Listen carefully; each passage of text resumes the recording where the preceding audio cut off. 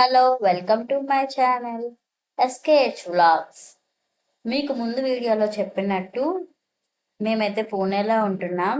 So ఇంటి దగ్గర ఉన్నప్పుడైతే ఎవ్రీ సండే ఎవ్రీ ఫ్రైడే చర్చికి వెళ్తాం అన్నమాట. సో ఆ విధంగా ఇక్కడ చర్చికి వెళ్దామని ముందు చాలా చోట్ల వెతకాము. సో మాకు ఎక్కడ చర్చ్ అయితే కనిపించలేదు. చాలా వరకు ఇక్కడ చర్చిలు తక్కువ. సో ఇంకా గూగుల్లో సెర్చ్ చేసుకొని ఇంకా దగ్గరలో ఏ చర్చ్ ఉందా అని చెప్పేసి సో చూసాము అనమాట. మేమైతే మామూలు చర్చిలు ఉండవు, ఇంకా ఇక్కడ ఎవరు అంతగా చర్చికి వెళ్ళరు అని చెప్పేసి మేమైతే అనుకున్నాము. కానీ మా చుట్టుపక్కల చాలా చర్చిలు ఉన్నాయి. సో మాకు చాలా బాగా అనిపించింది, హ్యాపీగా అనిపించింది. ఆ, ఇంకా మేమైతే ఓలా బుక్ చేసుకొని చర్చికి వెళ్ళామన్నమాట. సో ఇదిగోండి చర్చిలోన చూడండి. ఈ చర్చి చూస్తే ఎప్పుడో పురాతనమైన చర్చిలా అనిపిస్తుంది కదా. ఎప్పుడో కొన్ని వందల సంవత్సరాల క్రితం కట్టిన చర్చిలా అనిపిస్తుంది. కానీ అక్కడైతే చాలా తక్కువ మంది వచ్చారు.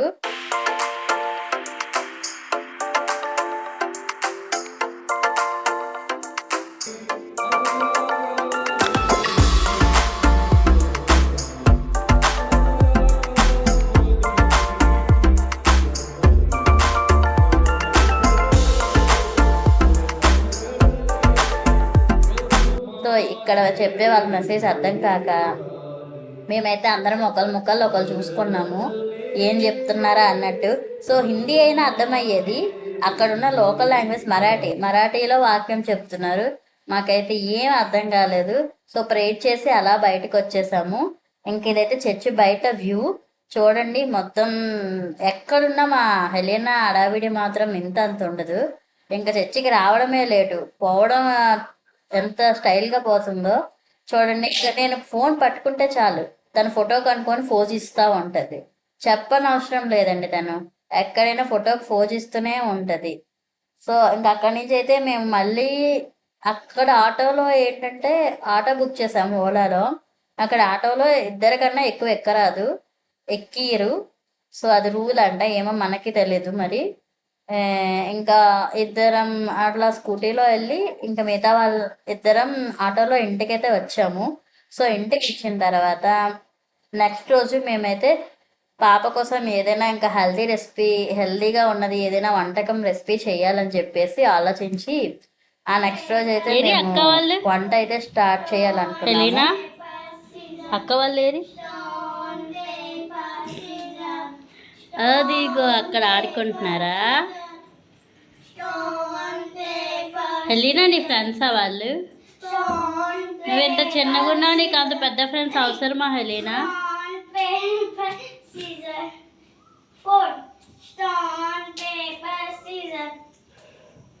ఏం తింటుంది హెలీనా? ఏం తింటుంది? మ్యాంగో తింటుందా హెలీనా? అక్కలతో ఆడుకోవా? మనం వంట స్టార్ట్ చేద్దాం. ఏంటి ఆ స్పెషల్ అనేది ప్రస్తుతానికి అయితే వంట అయిపోయింది. ఆ స్పెషల్ అనేది ఇప్పుడు స్టార్ట్ చేద్దాం. దానికి ముందు కొంచెం ప్రిపేరింగ్ ప్రాసెస్ ఉంటుంది కదా, అంత మా చెల్లి చేస్తుంది. మనం ఓన్లీ అక్కడక్కడ అప్పుడప్పుడు మెయిన్ దానికి వెళ్ళి కుక్ చేస్తున్నాం. చూస్తూనే ఉండండి వీడియో, ఎక్కడ స్కిప్ చేయకుండా. చెప్పాను కదండి పాప కోసం ఏదైనా చేద్దామని చెప్పి అనుకున్నామని. సో మేమైతే ఇక్కడ కొబ్బరికాయ కొడుతున్నాము. కొబ్బరికాయ బెల్లంతో చేద్దాము, కొంచెం మంచి బెల్లం అంటే ఐరన్ కదా, మంచిది అని చెప్పి. సో తను కూడా ఇష్టంగా తింటుందని చెప్పి సో కొబ్బరికాయ కొట్టి అవి రెడీ చేస్తున్నాము. సో ఎక్కడున్నా తను మాత్రం ప్రతి దీంట్లో వేలు పెడుతూనే ఉంటుంది. అంటే అన్నీ నేర్చేసుకోవాలని తాపత్రయం మాత్రం అనమాట తనకి. సో ఇంకా మమ్మీని ఇంకే పని చేయనివ్వదు, ఇంకా అన్నిట్లో వేలు పెట్టి ఏదో ఒకటి అలాగా అందులో కూడా ఆడుతూ ఉంటుంది. తన బొమ్మలు ఇన్నున్నా పక్కన పెట్టేసి వంటగదిలో సామానే తనకి కావాలి. ఇంకా ఆబ్వియస్లీ పిల్లలందరూ ఇంకా అంతే కదండి. సో అలానే ఆడుతూ ఉంటారు. ఇంకా అక్కడ ఎంత దూరంగా ఉంచుదామన్నా అందులో దూరిపోయి కూడా ఇంకా అలానే నన్ను డిస్టర్బ్ చేస్తూ ఉంది. ఇంకా నెక్స్ట్ చూడండి ఎలా తింటుందో కొబ్బరి చెప్ప. ఆ కొబ్బరి తింటా ఊసేస్తా ఇంకా అన్నీ ఇప్పుడిప్పుడే నేర్చుకుంటుంది. చిన్న లేతగా వచ్చిన పళ్ళు అనమాట అవి. సో అవి ఇప్పుడే జాగ్రత్తగా చూసుకోవాలి. అది ఏమాత్రం గట్టిగా కొరికినా పళ్ళు ఫటక్ అయిపోతాయి. సో జాగ్రత్తగా అయితే చూసుకుంటున్నాము. నెక్స్ట్ ఇక్కడ వచ్చేసి మా చెల్లి అయితే అక్కడ కోకోనట్ ఏమో మిక్సీ కొడుతుంది, గ్రైండ్ చేసి కూరలా చేయడానికి. సో అక్కడ బెల్లం తురుము పెట్టింది. సో మనమైతే ఇంకా వాటన్నిటికీ అవన్నీ మనమైతే ముందుకుండా చెయ్యము. లాస్ట్లో వెళ్ళి అలాగా జస్ట్ ఫినిషింగ్ టచ్ ఇస్తామన్నమాట. ముందు ప్రిఫరెన్స్ అంతా చెల్లె చేస్తుంది. మ్యాక్సిమం వాళ్ళు ఉంటే, లేకపోతే నేనే చేసుకుంటాను, లేదంటే అమ్మ చెల్లె చేస్తుంటారు. సో మనం లాస్ట్లో వెళ్ళి ఫినిషింగ్ టచ్ ఇస్తూ ఉంటాం అనమాట ప్రతి వంటకానికి. ఇంక ఇక్కడ ఏంటంటే మనము కోకోనట్ ఎంత తీసుకుంటున్నామో అంతకి తక్కువ క్వాంటిటీలో బెల్లం తీసుకోవాలండి.